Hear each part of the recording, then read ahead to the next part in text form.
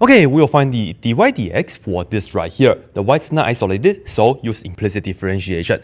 Here we go. Put on d dx, and we see that when we differentiating sign, we get cosine, so let's write that down. And the inside stays the same. But the chain rule says we have to multiply by the derivative of the inside. Well, for the inside, we have x times y, so that requires the product rule. So here we go. I will keep the first function, and I will multiply by the derivative second. Derivative of y with respect to x is precisely the dy dx that we are looking for. And then we add the second function, which is y, and we multiply by the derivative of the first. Derivative x is just 1. So this right here is the left-hand side. Now this is equal to the derivative of cosine, and that's negative sine. So let me write it down. And again, the inside will stay the same. And again, the chain rule says we have to multiply by the derivative of the inside. So, derivative of this right here is just the sum of x and y. So we just have to differentiate x, which is 1. And then right here we add the derivative of y, which is just dy dx. And I hope this is not too loud in the background because the truck is like... Anyway, let's continue. So this right here is what we have. And then, of course, we have to get the dy dx by itself. Well, we are going to multiply this out. So I will do this times that. X goes first times cosine of xy and then dy dx. Next, we have plus y times cosine of xy. And then we have equals. And of course, again, we distribute, so this is going to be negative sine of x plus y, and this is minus sine of x plus y times dy dx, like this. Then, we are going to move this to the other side, so they can be combined, and we'll move this to the other side, right? When I move this to the other side, this is going to be positive, and the dy dx, we can factor that out. So let's do 2 steps right here. First, let me write this down, x cosine of xy, and I'll put that at the end, right? So, move that to here, it becomes plus, as I said it, and then we have sine of x plus y, like so, and then we have the dy dx factored it, and just put that right here. Then, this right here, let me just maintain it, we have negative sine of x plus y, move this to the other side, that's minus y cosine of xy. And lastly, as we can see, we can just divide this quantity to the other side. So we have dy dx by itself now, and that's equal to this.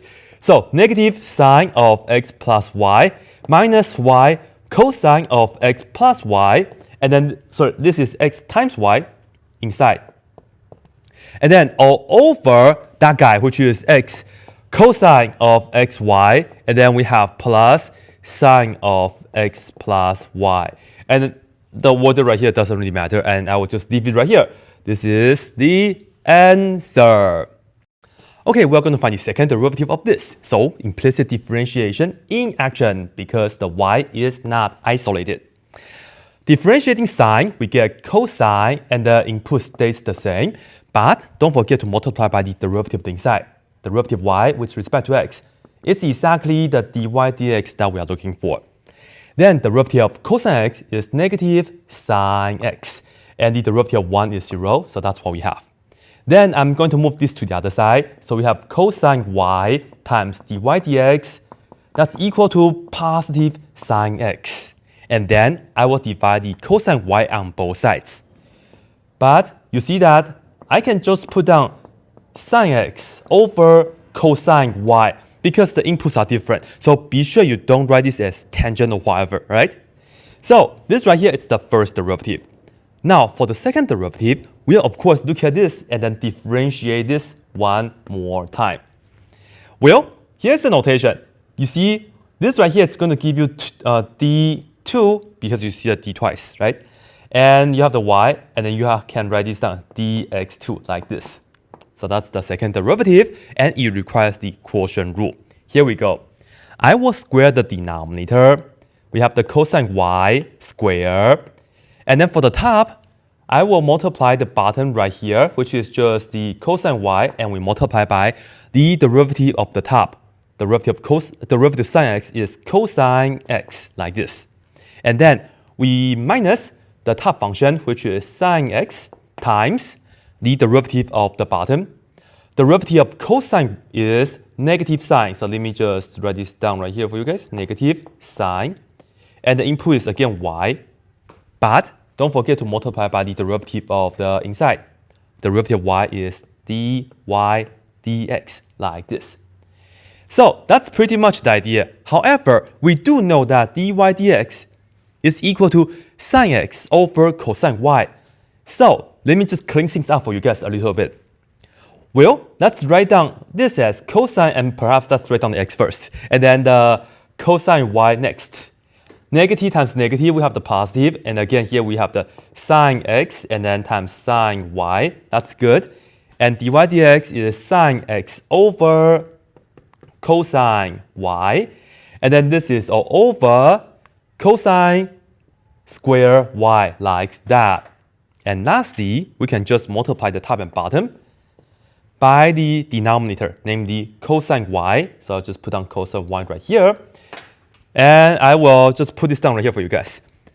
This times that, we have the cosine y to cosine y. So I will write it as cosine x times cosine square y.